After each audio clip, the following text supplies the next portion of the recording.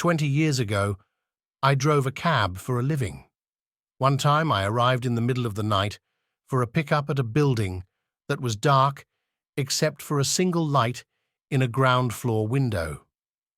Under these circumstances, many drivers would just honk once or twice, wait a minute, then drive away.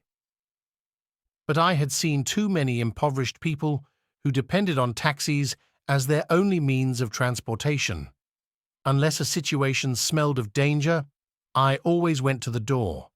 This passenger might be someone who needs my assistance, I reasoned to myself. So I walked to the door and knocked. "Just a minute," answered a frail, elderly voice. I could hear something being dragged across the floor. After a long pause, the door opened. A small woman in her 80s stood before me. She was wearing a print dress and a pillbox hat with a veil pinned on it, like somebody out of a 1940s movie. By her side was a small nylon suitcase. The apartment looked as if no one had lived in it for years. All the furniture was covered with sheets. There were no clocks on the walls, no knickknacks or utensils on the counters.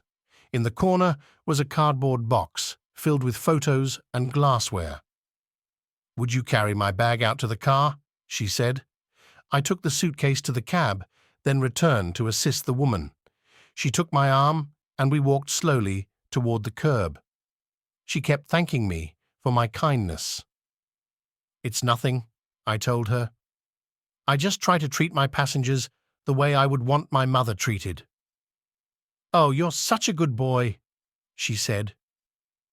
When we got in the cab, she gave me an address, then asked, "Could you drive through downtown?"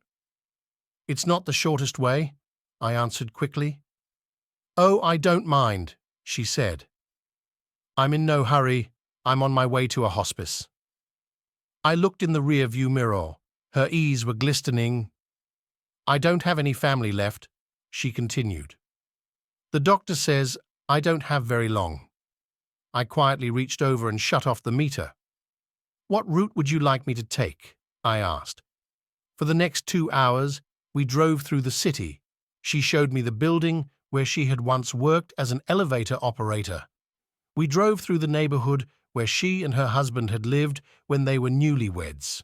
She had me pull up in front of a furniture warehouse that had once been a ballroom, where she had gone dancing as a girl. Sometimes she'd ask me to slow in front of a particular building or corner and would sit staring into the darkness, saying nothing.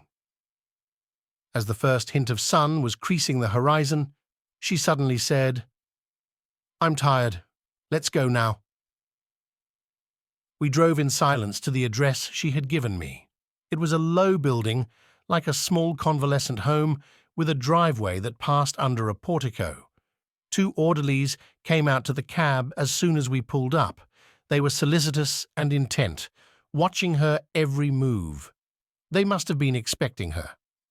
I opened the trunk and took the small suitcase to the door. The woman was already seated in a wheelchair. "How much do I owe you?"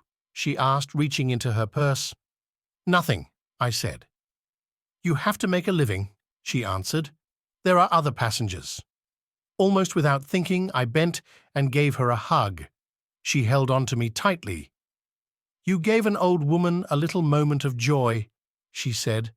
"Thank you." I squeezed her hand, then walked into the dim morning light. Behind me, a door shut. It was the sound of the closing of a life.